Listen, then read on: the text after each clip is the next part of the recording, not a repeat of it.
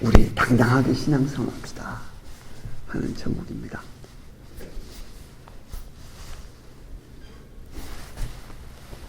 저는 이 로마서를 묵상을 하고 또 나름대로도 제가 또 이해를 하면서 제 안에 여러 가지의 생각을 갖게 했습니다. 많은 분들의 설교를 또 듣고 로마서 책들을 또 읽고 이렇게 묵상을 하면서 제가 교만하지 않게 결혼하고요, 조금 좀 섭섭한 마음을 갖게 되었어요. 왜냐하면 이 로마서를 이해하고 설교하고 하는 부분들이 너무나도 동떨어진 그런 이 사회적이고 현실적인 어떤 그런 얘기에 머물러 있는 것을 보면서 참 속상하다 하는 그런 마음을 솔직하게 가졌습니다. 우리는 이 로마서가 기록되어 있는 그때 시기에 대해서 조금 이해를 해볼 필요가 있을 것 같아요. 57년경이거든요. 그럼 네로 황제가 이제 로마의 황제가 되고 한 1, 2년 정도 지난 때였습니다. 네로 황제가 초창기부터 그렇게 악한 왕은 아니었거든요. 자료에 의하면 효자였대요. 그것도 나름대로 또 좀 괜찮은 사람이었던 것 같아요. 젊은이로서. 그가 이제 후에 그렇게 포악해지죠. 그 당시 로마가 누리고 있었던 번영이라는 것은 지중해를 중심한 그 모든 많은 그 땅들을 점령을 했고요. 로마의 국력의 융성함은 가히 세계적이었다라고 말할 수 있을 그런 시기였습니다. 따라서 이 로마의 문화는 이 많은 세계에 영향을 주고 있었고요. 그 정복당한 지역에 점령당한 사람들은 그 로마에 가서 살고 싶은 어떤 그런 교통 혹은 유통, 문화, 뭐 여러 가지 면에서 중심이었던 로마에 가서 살고 싶은 그러한 분위기가 형성되어 있었다는 것입니다. 따라서 세계 도처에서 많은 사람들이 로마로 모이게 되죠. 당연히 그 유대 지역에서 유대인들도 그곳에 와서 살게 됩니다. 그들이 디아스포라죠. 그 많은 다양한 민족들이 어울려 사니까 그 로마는 단순히 자기들이 가지고 있는 법을만을 관례법이라는 것만을 인정할 수가 없게 되지요. 각자 살고 있는 나라의 법이나 전통, 문화가 다른 사람들이 모여서 살기 때문에 그들은 법이 발달할 수밖에 없었어요. 그래서 로마 그러면 로마 법이 유명하죠. 12법. 그러니까 법이 그들 속에서 세워지게 되고 또 많은 다양한 사람들이 함께 어울려 살면서 생겨나는 어떤 그런 문화, 다양한 문화가 그 안에서 같이 섞여지게 되고요. 여러 나라 사람들이 함께 모이게 되니까 주민 생활에 대해서 정부는 관심을 갖게 되고 큰 콜로세움이라는 공연 장소를 만들게 되고요. 다양한 민족이 함께 어울려 살면서 이제 공동 화장실 그리고 공동 목욕탕 이런 것들이 세워지게 됩니다. 또 그 많은 사람들이 이제 어울려 살게 되니까 이제 물이 필요하잖아요. 그러니까 물을 공급하는 수도를 만들게 되는데 일반적인 도로 위에다가 2층, 3층에 그런 또 물이 흘러가는 도로를 만들어 가지고 그 로마에 살고 있는 주민들에게 물을 공급하는 이제 그런 사회 분위기였다는 것입니다. 저는 로마를 이렇게 묵상을 하고 이렇게 찾아보다가 마치 뉴질랜드의 오클랜드 같다는 생각을 했습니다. 우리 뉴질랜드에 자료에 의하면 약 200여 종족이 살고 있다 그래요. 200여 종족이 넘는 거죠. 그러니까 세계 각 근처에서 많은 민족이 어울려 사는 거예요. 85%가 이민자들이니까요. 뭐 대단한 나라죠. 뭐 세계 속에 알려진 것은 이제 뭐 고작해 봐야 150년, 200년이 안 된 나라잖아요. 우리 뉴질랜드가. 그러다 보니까 많은 다양한 민족이 들어와서 살게 되니까 뭐가 필요해요? 이젠 법이 필요하잖아요. 법이. 그러니까 대한민국 같이 역사가 오래되어진 전통을 가진 나라는 관례법이 인정이 됩니다. 뭐 법을 안 만들어도 그냥 서로가 이렇게 인정되는 것들이 있다고요. 근데 이 나라에서는 그게 안 통하죠. 아니, 섬나라 사람들 그 뭐 한 사람이 벌면 통화 같은 데 가보면 한 20명이 살아요, 한 집에. 그런데 그게 자기들 자식이 아니라 사돈의 8촌까지 오는 겁니다. 그래서 뉴질랜드에 한 가족이 가서 살고 있다. 혹은 오스트레일리아에 살고 있다. 그러면 그들이 돈을 벌어서 보내주면 보내준 그 돈을 가지고 그 모든 그냥 사돈의 8촌까지 와서 그 집에서 함께 어울려 산다는 겁니다. 그러니까 그들은 이것 내 것에 대한 개념이 매우 약해요. 그러니까 뉴질랜드에 와서 그들이 사는 모습이 어때요? 그냥 저 집에 거 내가 좀 갖다 써도 된다는 그런 느낌이 있는 거죠. 그러니까 우리가 볼 때는 뭐 소소치게 놀라게 이웃 사람들이, 섬나라 사람들이 내 집에 들어오는데 그들은 아무 부담 없이 와서 좀 갖다 쓴다는 어떤 그런 개념들이 그들 속에 있다는 거예요. 그러다 보니까 이 관례법이라기보다는 성문법, 이렇게 규례와 규칙이 매우 엄한 나라가 우리 뉴질랜드라고 생각이 됩니다. 우리 뉴질랜드보다 호주는 더 심합니다.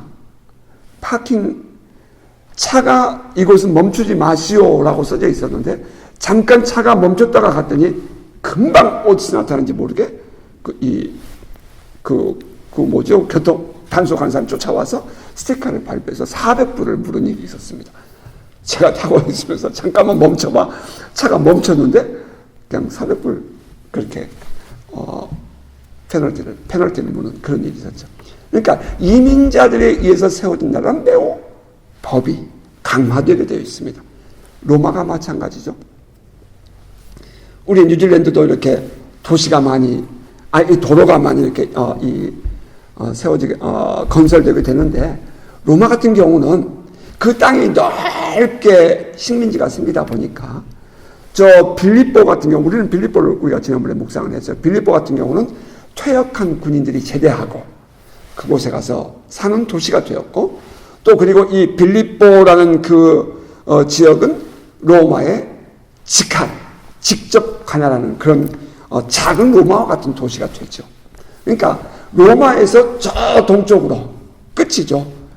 그 비잔티움이라는 그 문화가 발달했는데 콘스탄티노플이 이제 글로 가게 되는데 후에, 그러니까 그 먼 이 지역까지 도로가 아주 잘 만들어집니다. 뿐만 아니라 알렉산드리아라는 이 아프리카 북부에 있는 도시는, 알렉산드리아는 로마의 치칼시입니다. 그러니까 아프리카 지방임에도 불구하고 이 로마는 세계로 뻗어가는 도로를 만들었고 그리고 도시를 세웠다는 거예요. 특별히 그 도로들 때문에 장점이, 유익이 있다면 각 지방에서 일어나는 반란을 군인들이 빨리 쫓아가서 제압할 수 있는 유익이 있었고요. 또 하나는 각 지방에서 거둬들인 세금을 로마로 신속하게 이동해 올 수 있는 그런 유익이 있었습니다. 따라서 이 로마는 도시가 발달되어 있었고요. 이 많은 다양한 민족들이 어울려 살고 있었습니다. 그렇게 다양한 많은 사람들이 어울려 살고 있는 로마에 예수를 믿는 독특한 그룹이 생기는 거예요. 그들은 여전히 세상에서 살고 있었고요. 세상에서 살지만 그들은 예수를 그리스도로 믿고 사는, 세상의 문화와 종교와 다른 독특한 새로운 종교를 그들이 받아들이게 됩니다.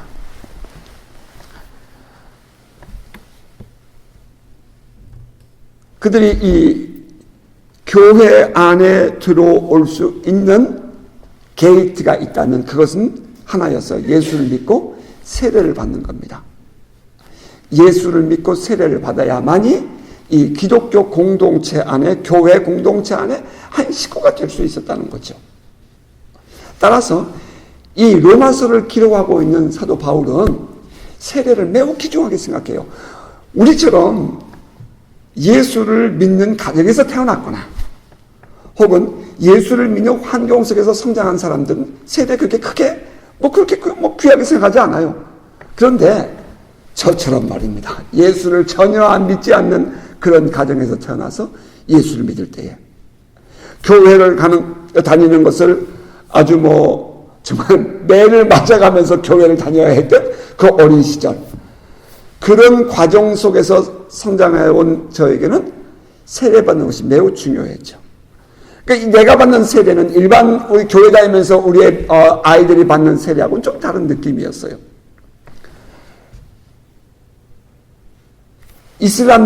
모슬렘들이 가끔 이메일을 제가 받게 되는데, 이번에 언제 어떤 사람들에게 세례를 주는데 목사님 위해서 기도해 주세요 하고 편지가 옵니다.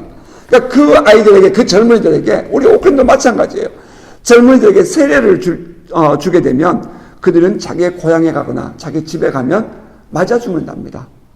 그러니까 그 사람들이 세례를 받을 때에는 생명을 내놓는 거예요.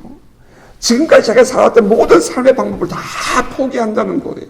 지금까지 자기가 살아왔던 모든 삶의 문화와 삶의 배경과 내 모든 이 가정에서의 모든 삶을 다 내려놓는다는 거죠. 제가 한국에서 만났던, 젊은 날에 만났던 한 이집트 사람은 왕자였어요. 이집트 왕자예요. 그런데 우리 선교사를 만나가지고 예수를 만났어요. 그래서 집에서 쫓겨나고 신학 공부하겠다고 한국에 왔습니다. 그래서 이제 제가 섬기던 교회에서 이 젊은 학생을 후원하고 그렇게 하면서 같이 이렇게 만나고 했는데요. 그러니까 그들은 왕의 왕국이죠. 왕의 집안에서 모든 것을 포기하고 예수를 믿는 겁니다. 지금 이 초대교회 상황이 그런 거죠. 근데 그들에게 있어서 세례는 남다른 의미가 있다는 거예요.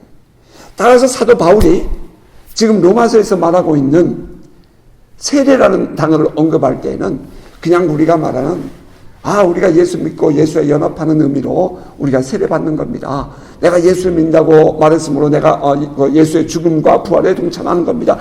단순히 그런 뜻이 아니라는 거예요. 그들에게 있어서의 세례는 정말 죽는 거예요.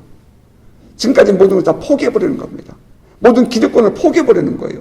자기의 삶에 대한 그 과거를 포기해버리는 거예요. 새로운 삶을 꿈을 꾸는 겁니다. 이제 그런 의미에서 세례라는 단어를 쓰거든요. 이제 그런 의미로 로마에 있는 교우들에게 사도가 편지를 보낸다는 거예요. 교회 안에 신앙생활을 해요. 그런데 여전히 육신이 연약하니까 자꾸 세상에 나가면 세상 친구들 만나게 되고 세상의 문화에 따라가게 되고 지금까지 자기가 살아왔던 과거의 어떤 그런 전통과 종교적인 어떤 그런 예식에 그들이 젖는다는 거죠. 그리고 보니까 나 제사 드리는 꿈도 꿨네. 그래서 제사상 없는 꿈도 꿨구나. 예. 예수 안 믿는 가정에서 제사를 드리고, 그죠? 근데 그 가정에서 예수를 믿게 됐단 말이에요. 그러면 제사에 참여할 수가 없잖아요. 우상숭배니까. 네, 그런 문제. 근데 교회를 다니면서 여전히 제사 드릴 때 가서 참여하고 같이 제사를 드리는 사람들이 생긴다는 거죠. 그런 사람들을 바라보면서 보낸 편지예요. 이게 단순히 세례를 말하고 싶은 것이 아니라고요. 세례 의미를 말하는 게 아니고요. 너희가 지금 어떤 불구덩이 속에서 나왔는지 생각해봐. 그렇다면 앞으로 너희가 어떻게 살아야 되겠어? 그것이 이제 오늘 본문의 내용이란 말입니다. 자, 여러분, 성경 같이 한번 3절 4절 읽어보실까요? 3절 4절 읽습니다. 무릇 그리스도 예수와 합하여 세례를 받은 우리는 그의 죽으심과 합하여 세례를 받은 줄을 알지 못하느냐. 그러므로 우리가 그의 죽으심과 합하여 세례를 받음으로 그와 함께 장사되었나니 이는 아버지의 영광으로 말미암아 그리스도를 죽은 자 가운데서 살리심과 같이 우리도 또한 새 생명 가운데서 행하게 하려 함이라. 물론 오늘날도 세례가 갖는 의미는 이런 내용 똑같습니다. 하지만 그들에게 있어서의 세례는 참으로 과거와의 단절을 의미했고요. 이제부터는 새로운 신앙 안에서의 삶을 살겠다는 고백의 표현이었습니다. 지금 사도 바울이 말하고자 하는 것은 세례를 받고 교회에 들어와서 신앙생활을 하면서도 여전히 죄를 짓고 세상과 더불어 살고 있는 신앙인들을 향한 안타까움의 표현이겠죠. 우리가 세례를 받을 때에 우리는 이미 세상을 향하여 죽은 것 아니더냐. 과거와 단절된 삶을 살겠다고 결단하는 것 아니었어. 과거와의 단절은 지난날 너희가 길들여져 왔던 죄된 생활을 끊어버리겠다는 것 아니었느냐. 그러므로 우리는 이미 죄에 대하여 죽은 자이다. 우리가 죄에 대하여 죽은 것은 단순히 마음의 결단이 아니라 세례를 받으며 예수와 연합하고 그리고 예수 안에서 죄에 대하여 죽은 것을 의미한단다. 지금 그런 뜻이죠. 사도는 또 계속 이렇게 말해요. 예수께서 십자가에서 죽으셨다. 이것은 우리들의 죄를 위함이었단다. 예수의 죽으심은 곧 우리의 죄값을 지불함을 의미하며 예수의 죽으심이 우리의 죄값을 지불한 것이라는 것을 믿고 세례를 받은 사람이라면 이제부터 우리는 죄와 상관이 없는 사람이 되었고 또 죄에 대하여 죽은 자의 삶을 얻은 것이란다. 그런데 너희가 여전히 죄를 짓고 죄에게 자신을 내어주니 이것이 말이 되니? 하는 것이 오늘 사도가 말하고 있는 것입니다. 여러분, 근데 솔직하게 얘기해 보십시오. 우리가 세례받았다고, 우리가 교회 다니고 그리스도 공동체 안에 들어왔다고 죄 안 짓고 사라지던가요?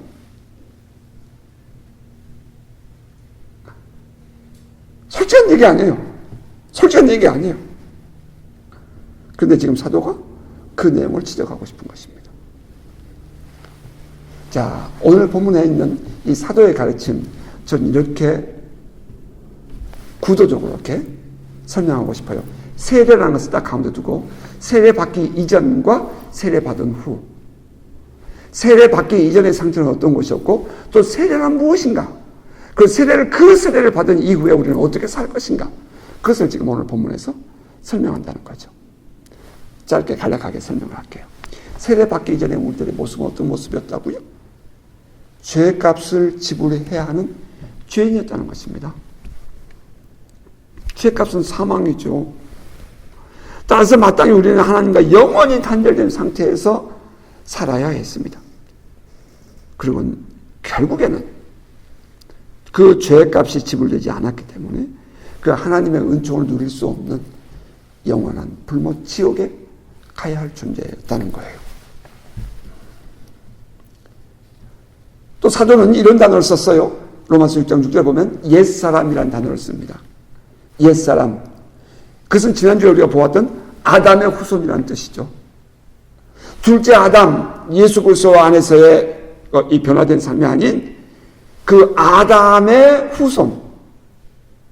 하나님께 벌받을 수밖에 없는 아담의 후손이라는 뜻이 그 옛사람이라는 단어에서 들어있죠. 또 그 6장 6절에 보면은 죄에게 종로로 산다는 단어가 나와요. 몸의 사역에 따라서 살아가는 존재라는 것입니다. 자기 욕심을 위해서, 자기의 정욕을 위해서 종로로 사는 거예요. 죄에게. 사도 요한의 표현을 빌리면 육신의 정욕과 안목의 정욕, 이생의 자랑, 거기에 온통 목을 메고 살아가는 거죠. 육신의 정욕과 안목의 정욕, 이생의 자랑, 그것에 종이 되어서 끌려다닌다는 거예요. 뿐만 아니라 이 세례 받기 이전에 우리들의 모습은 사망이 다스리는 권세 아래 있었던 자라고 또 9절에 말합니다. 참 생명이신 하나님과의 관계가 형성되어 있지 않으므로 그 죽음의 증상들이라는 그런 사망의 권세 아래 지배를 받으며 살았습니다. 뿐만 아니라 하나님의 영광이 무엇인지, 하나님의 은혜가 무엇인지 모르고 세상에 푹 빠져서 사는 것입니다. 그러니까 예수를 모르는 사람들 보세요. 결국은 그들이 막 지금 열심히 살아가요. 여러분 보세요. 화려하게 살죠. 재밌게 삽니다. 신나게 살아요. 근데 결국 그것은 뭐예요? 하나님 없는 삶이에요. 하나님의 은혜를 모르는 삶이에요. 육신의 정욕을 따라가는 삶이라고. 인생의 자랑이에요. 뭐가 잘 됐다고 막 펄펄 뛰지만 결국은 뭐예요? 지옥 갈 거죠, 뭐. 이게 예수 믿지 않는 사람들의 삶의 모습이라는 거예요. 하나님의 은혜를 모르고 살아가는 거예요. 그게 예수 믿기 이전의 사람들의 이 세상 세속적인 가치관, 세속적인 철학 속에 사는 사람의 모습인 거죠. 자, 그러면 이제 그 세례 이전의 모습. 두 번째, 세례, 이 경계선. 그럼 세례가 무엇이냐 하는 의미가 질문될 거예요. 그것은 예수 그리스도와 합하여 죄에 대하여 죽는 것이다 하는 것입니다. 예수 그리스도와 연합하여 죄에 대하여 죽는 것이다. 그리고 예수 그리스도와 함께 장사 지낸 바 되는 것이다. 예수께서 무덤에 묻히죠. 장사 지낸 바 되죠. 그때 우리도 예수 그리스도와 함께 그 안에 장사되는 것을 의미한다. 뿐만 아니라 예수 그리스도의 부활을 우리도 누리는 자가 됐다 하는 것입니다. 이것이 세례의 의미 안에 들어있는 거죠. 죽고 장사되고 부활하는 그 모든 그 은혜가 세례 안에 들어있어요. 만일 우리가 그의 죽으심과 같은 모양으로 연합한 자가 되었으면 또한 그의 부활과 같은 모양으로 연합한 자도 되리라. 5절 말씀입니다. 또 하나는 죄에 대하여 죽은 자가 되고 하나님께 대하여 살아있는 자가 된다 하는 것입니다. 세례를 받기 이전엔 죄에 대하여 죽은 자가 돼요. 그런데 세례를 받을 때 우리의 상태가 어떻게 돼요? 단순히 이것은 영적이다 이렇게만 말하지 마세요. 이것이 인간 존재 자체니까 하나님께 대하여 산 자가 되는 거예요. 하나님과 관계를 갖는 자가 되는 거예요.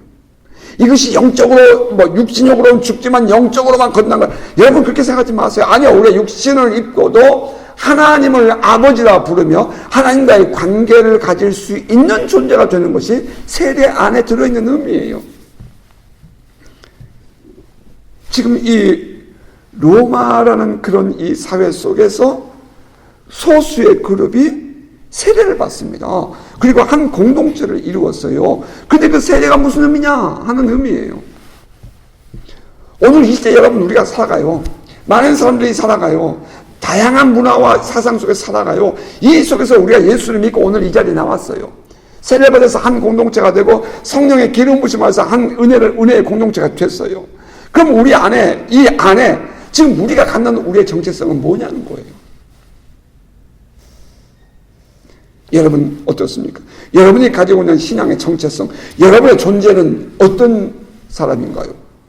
거기에 대한 질문이 먼저 저와 여러분 안에 있기를 바라요. 자, 이제 그리고 세례 받은 이후에 우리의 삶입니다. 사도가 말하는 세례 받은 이후에 우리의 삶은 어떤 것이냐? 새 생명 안에 살고 있다는 겁니다. 아니요, 어제나 오늘 다 똑같은 거예요? 아니요. 결코 어제나 오늘이 똑같지 않다는 거예요. 세례를 받고 안 받고에 따라서, 예수를 믿고 안 믿고에 따라서 엄청난 변화가 있다는 거예요. 그러므로 우리가 그의 죽으심과 합하여 세례를 받음으로 그와 함께 장사 지낸 바 되었나니 이는 아버지의 영광으로 말미암아 그리스도를 죽은 자 가운데서 살리심과 같이 우리도 또한 새 생명 가운데 행하게 하려 함이니라. 새 생명 가운데 우리가 살게 되었다. 여러분 좀 묵상되어졌으면 좋겠어요. 뿐만 아니라 이제 세례를 받은 이후에 우리의 삶은 예수 그리스도의 부활과 같은 모양으로 우리도 부활하게 될 것이다 하는 것입니다. 예수 그리스도가 부활하신 것처럼 우리도 부활할 것입니다. 여러분 믿으십니까?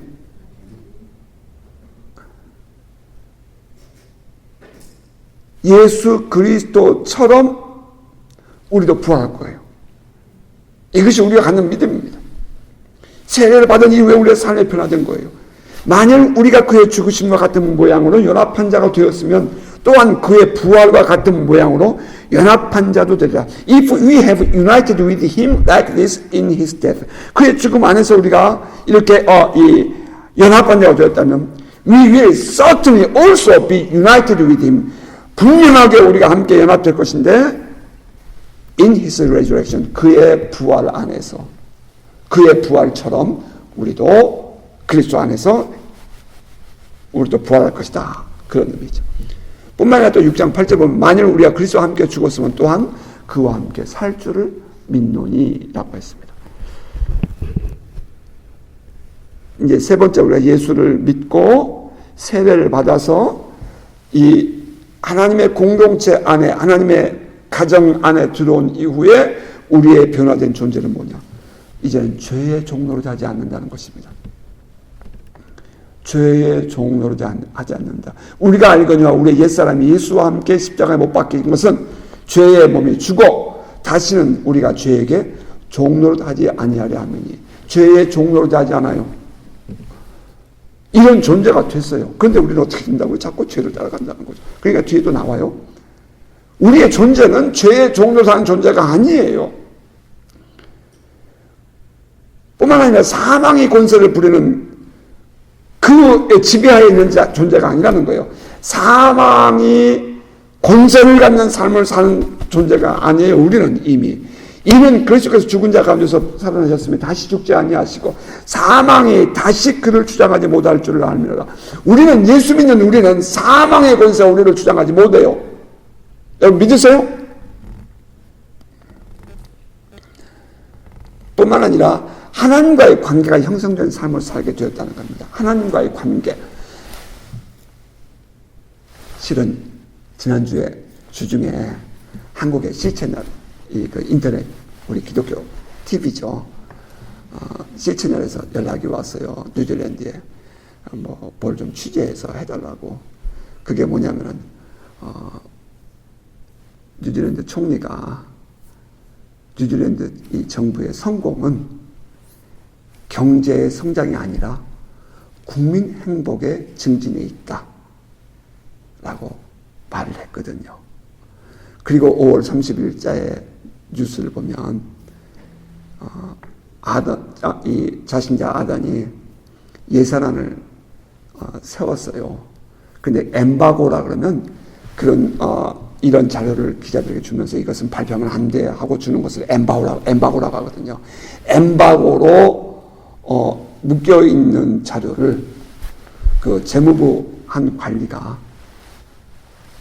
사진을 찍어가지고 인터넷에 흘려버렸어요.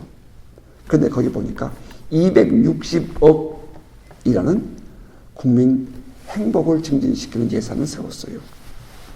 그런데 참고로 2018년, 2019년도에 우리 뉴질랜드의 잉여 소득이 35억밖에 안 된대요. 35억밖에 안 되는데 290억을 만들려면 어떻게 해야 돼요? 2022년, 2023년에 61억 불밖에 잉여 재산이 안 남는데요. 그리고 경제 성장률이 2.7%, 인플레이션이 2%. 자, 그러면 260억이라는 불이라는 돈을 어디서 만들겠어요? 결국 국민들 주머니에서 나와야 될 거 아니에요. 그러니까 이제 이 상대당인 국민당이 이것은 국민들을 세금만 올리고 국민의 삶을 피폐하게 하는 것이다. 근데 그 내용을 이제 좀 보니까 마오리 섬나라 사람들 그들의 생활을 좀 편하게 해주고 그 아이들 길거리에 이거 돌아다니고 집도 없고 밥도 굶고 다니는 그 아이들을 복지를 증진시켜주고 또 국민들의 생활을 좀 더 행복감을 높여주고 그런 예산들이었어요.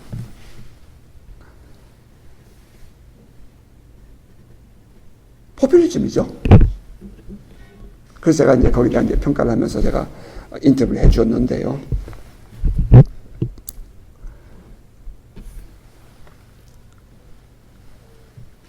이 뉴질랜드에 살면서도 하나님을 모르고 살아가는 사람들이 많다는 얘기예요. 그러니까 이 기독교인들, 우리가 예수를 믿어서 하나님의 자녀가 되었다라는 그 기독교 공동체 안에 들어왔다라는 이것이 갖는 의미는 그 하나님과의 관계를 갖는 자가 되었다. 그래서 제게 이제 질문하더라고요. 그럼 우리가 어떻게 살면 좋겠냐? 그래서 제가 이렇게 얘기를 했어요. 영으로 존재하신 하나님, 영이신 하나님, 살아계신 하나님, 우리의 왕 되신 하나님을 진정으로 높여드리는 삶을 살 때에 우리가 세상이 주는 그런 가치관을 뛰어넘을 수 있지 않겠느냐 하는 그런 얘기를 제가 했는데요.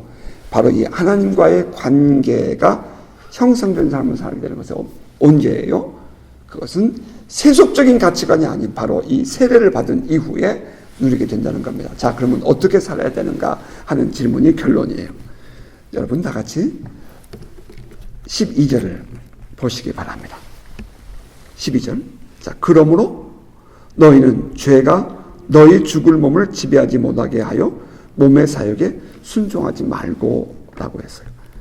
죄가 피치 못하여 죽게 될 우리 몸을 지배하지 못하게 하라. 거기 보면 너희 죽을 몸을 지배하지 못하게 하여 이렇게 되어 있는데요. 그렇죠. 우리의 육신은 예수 믿는 사람이나 안 믿는 사람 다 똑같이 피치 못하게 죽게 되죠.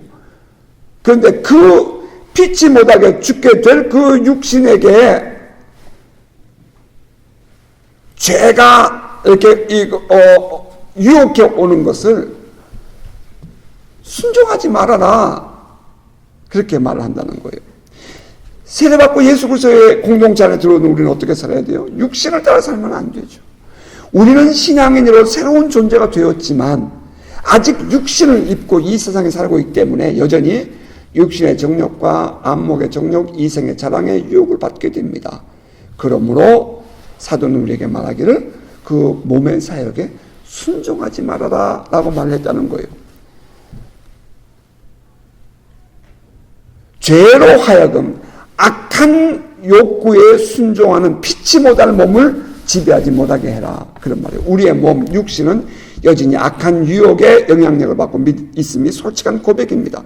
우리가 예수를 믿고 세례를 받음으로 예수 그리스도와 연합해서 하나가 되었다 하지만 여전히 세상에 사는 날 동안은 세상의 유혹을 받을 수밖에 없음을 인정한 사도는 그 육신의 욕망에 순종해서는 안 돼 라고 말한다는 거예요. 여러분, 우리 안에 이런 욕망들이 밀려올 때 육신의 정욕, 안목의 정욕, 이생의 자랑 이런 것들이 우리 안에서 밀려오고 유혹할 때 그런 것들이 우리를 강하게 우리를 드라이브한 게 아니요. 우리가 순종한다는 거예요. 우리가 그러한 감정에 따라간다는 거예요. 그러므로 사도는 우리에게 말하기를 그러므로 그러한 데에 순종하지 말아라 라고 권면하고 있다는 거죠. 그리고 또 하나는 죽은 자 가운데서 다시 살아난 자 같이 하나님께 드려라 이렇게 말하고 있어요. 우리 자신을 불의의 무기로 죄에게 내어줘서는 안 된다. 죽었다가 다시 살아난 자 같이 하나님께 드리는데 우리의 몸을 의의 무기로 하나님께 드려라 이렇게 말합니다. 그 다음 절 여러분 13절 같이 읽습니다. 한번 읽어보실까요? 같이 시작. 또한 너희 지체를 불의의 무기로 죄에게 내주지 말고 오직 너희 자신을 죽은 자 가운데서 다시 살아난 자 같이 하나님께 드리며 너희 지체를 의의 무기로 하나님께 드리라. 한마디로 죄의 유혹에 져서 죄 짓지 말고 마치 죽었다가 다시 살아난 사람처럼 스스로를 그렇게 여겨서 하나님을 인식하고 거룩하게 살아라 그런 말입니다. 지금 여러분이 다 살고 있는 모든 상황에서 지금 여러분이 만약에 딱 죽었다라고 생각해 보십시다. 어떻게 되겠습니까? 지금 여러분이 만약에 죽는다고 생각해 보세요. 여러분 지금까지 살아왔던 모든 삶의 모든 것들이 어떻게 될까요? 가족, 직장, 일터, 교회 이 모든 것들이 말이죠. 지금 내가 만약에 딱 죽어버리면 어떻게 될까요? 사도는 그렇게 말하는 거예요. 너희가 그 모든 것을 딱 단절되고 죽었잖아. 세례받을 때. 그러므로 죽었다가 다시 살아난 자 같이 살아. 죄 짓지 말고, 과거에 묶여서 끌려다니지 말고, 너의 육신적인 정욕에 끌려다니지 말고, 죽었다가 살아난 자처럼 살아. 지금 그렇게 얘기를 하는 거예요. 종종 신앙을 가진 사람들이 이렇게 말합니다. 목사님, 그렇게 살면 사람들에게 왕따 당해요. 그렇게 살려면 세상을 벗어나서 산속에서 살아야지. 어떻게 그렇게 살 수 있어요? 어떤 이름이 많이 알려진 한 유명한 신앙인이 같이 이렇게 몇이 어울려 있다가 이런 말을 하더라고요. 세상 사람들 다 물어봐. 다 물어보세요. 돈 싫어하는 사람이 있는가? 높은 자리에 싫어하는 사람 어디 있는가? 예수 믿는 사람도 그런 거 누리고 살아야 합니다.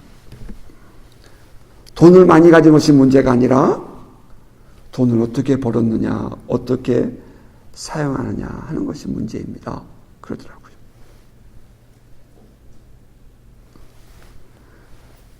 일 년에 연봉이 한 1억인가 3억인가 받는 분이었죠, 아마.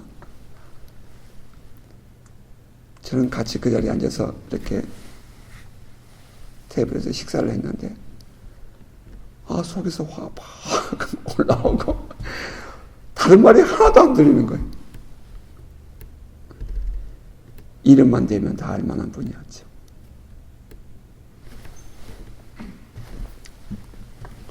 복음을 사회화의 관점으로 말했고요. 또 세속화시키는 그런 말을 서슴없이 했습니다.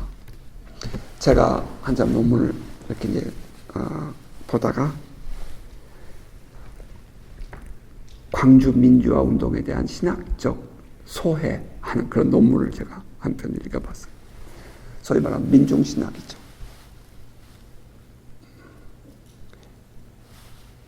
전혀 성경과는 관계가 없고 복음과는 관계가 없는 그런 이야기들을 서슴없이 하는 것을 보면 화가 나요.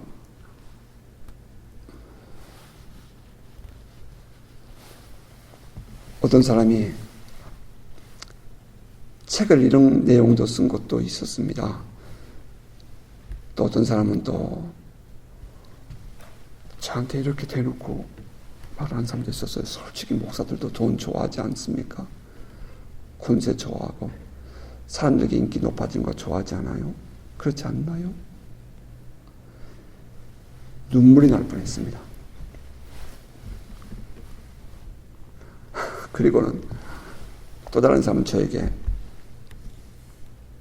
눈을 딱 뜨고 부라리면서 이렇게 말했어요. 왜 그렇게 예배드리는데 미쳤느냐고요. 저한테 그러더라고요. 왜 이 목사는 그렇게 미쳐있느냐고. 그렇게 믿어야 참 신앙이냐고. 세상 사람들은 그렇게 믿는 목사 안 좋아한다고.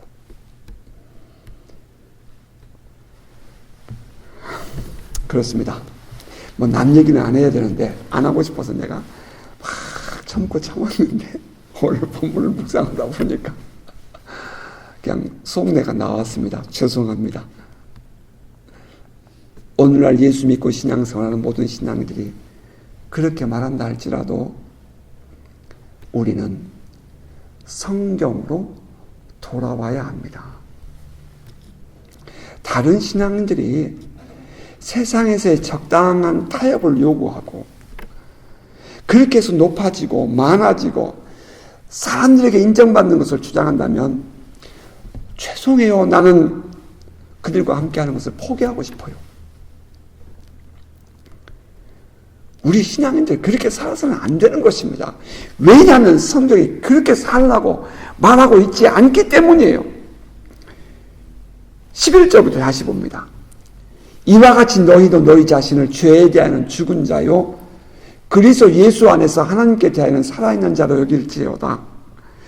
그러므로 너희는 죄가 너희 죽은 몸을 지배하지 못하게 하여 몸의 사역에 순종하지 말고, 또한 너희 지체를 불의의 무기로 죄에게 내주지 말고, 오직 너희 자신을 죽은 자 가운데서 다시 살아난 자 같이 하나님께 드리며 너희 지체를 의의 무기로 하나님께 드리라. 이 서신을 읽고 있는 로마 교인들의 삶과 그들이 살고 있는 세상의 환경은 어떠했습니까? 이 사도의 가르침이 너무 지나친 내용이었을지도 모릅니다. 이 말씀을 이대로 오늘 살라고 얘기한다면 오늘 이 시대에 과연 몇 %의 기독교인들이 남을 것이며 과연 몇 사람이 이렇게 살겠다고 결단하겠습니까?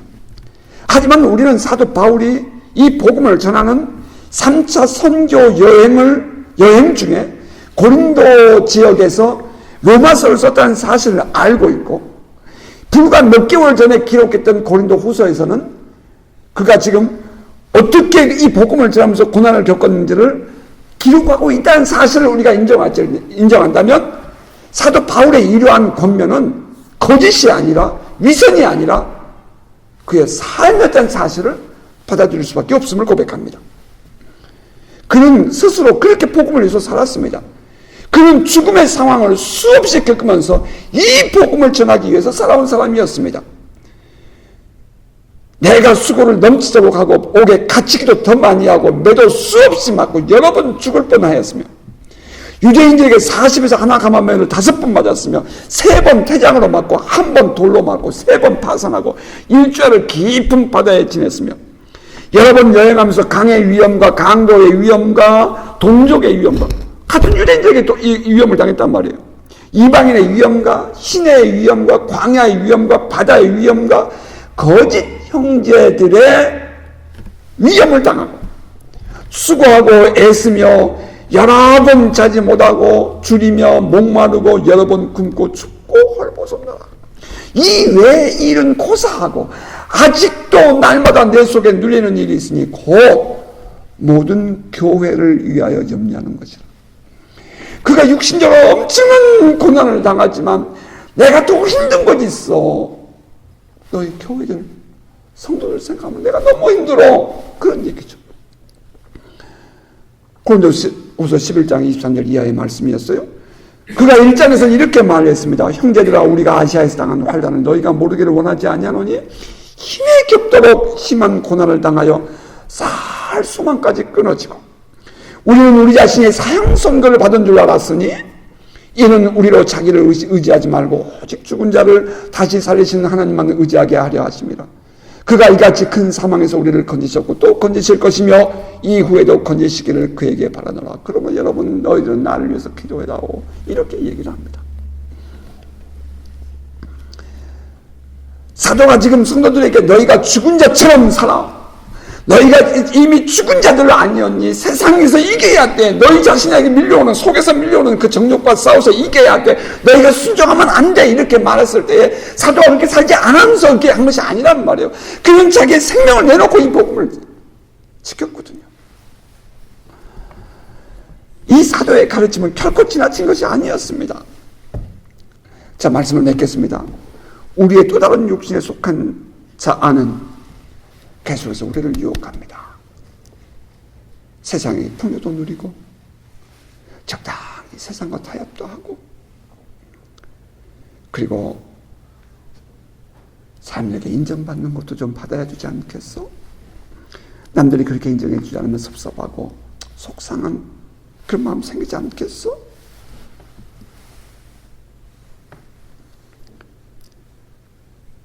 여러분 어떻게 사시겠습니까?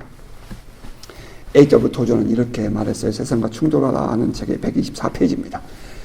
창문에 블라인드를 치면 햇볕이 방 안으로 들어오지 못합니다. 우리의 마음에도 너무 오랫동안 블라인드가 내려져 있지는 않습니까? 우리는 우리 영혼의 문제에 관심을 갖고 있습니까? 우리는 하나님께서 새로운 능력을 부어주시기를 간절히 원합니까? 우리는 어슴푸레한 여명에서 밝은 정오의 햇살 가운데로 나아가야 합니다. 미지근한 영생에서 벗어나 불꽃 같은 하나님의 사랑의 빛 안으로 들어가서 신령한 사람이 되어야 합니다. 이렇게 되려면 우리는 지극히 담대하고 정직해져야 합니다. 우리의 마음과 생활과 행위를 하나님의 말씀의 빛에 솔직하게 비추어야 합니다. 영적 성장을 방해하는 것들이 우리 안에서 발견되면 과감히 그것들을 제거해야 합니다.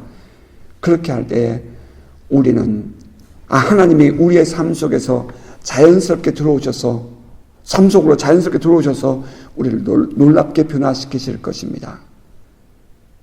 그리고 그는 말하기를 사사로운 친구 관계를 정리하라 했습니다. 우리가 교회 안에서 은혜를 받고 예배 때 은혜를 받고 나서 다시 세상에 돌아가서 옛날 그 친구들을 만나게 되면 모든 신앙 다 떠나버리고 은혜 받은 거 소용없게 된다. 그러므로 하나님과의 관계를 계속 유지하고 싶고 하나님의 은혜를 누리고 싶다면 사사로운 친구 관계를 정리해라 이렇게 표현했어요. 그리고 두 번째는 개인적 습관을 바꾸라고 그랬습니다.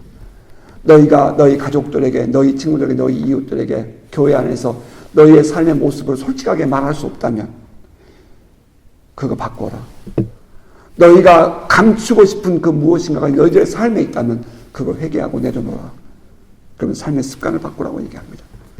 그리고 과거의 잘못을 바로 잡으라고 했습니다. 지난날 잘못된 관계가 있으면 용서하고 이해하고 포용하고 하나가 되라. 그리고 사람들과의 관계를 바로잡으라. 하나님과의 관계가 바로되기 위해서는 이 땅에서의 사람들과의 관계가 바로돼야 된다. 그게 선행돼야 된다. 하나가 돼야 된다. 그리고 하나님과의 관계를 바르게 가져라. 이렇게 그는 말합니다. 여러분 어떻습니까? 오늘 우리가 살고 있는 우리의 삶의 환경들, 이 세상이 어떤지에 대한 바른 이해가 우리 안에 있기를 원합니다. 그리고 그 안에서 우리는 어떻게 살아야 할지에 대해서 묵상을 하고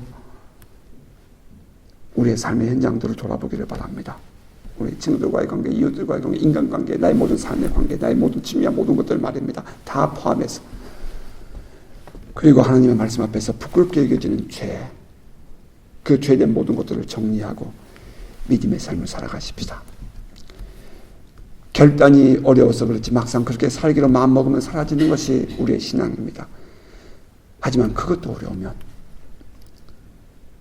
내가 이 아침에 죽었다가 다시 살아난 자다 생각하시고 죽었다가 다시 살아난 사람처럼 살아가십시다. 스스로 죄에 대해서 죽은 자로 여기고 하나님 앞에서 건강한 삶을 살아가십시다. 이것이 신앙을 가진 우리가 살아내야 할 당연한 신앙인의 삶인 것입니다. 여러분 동의하십니까?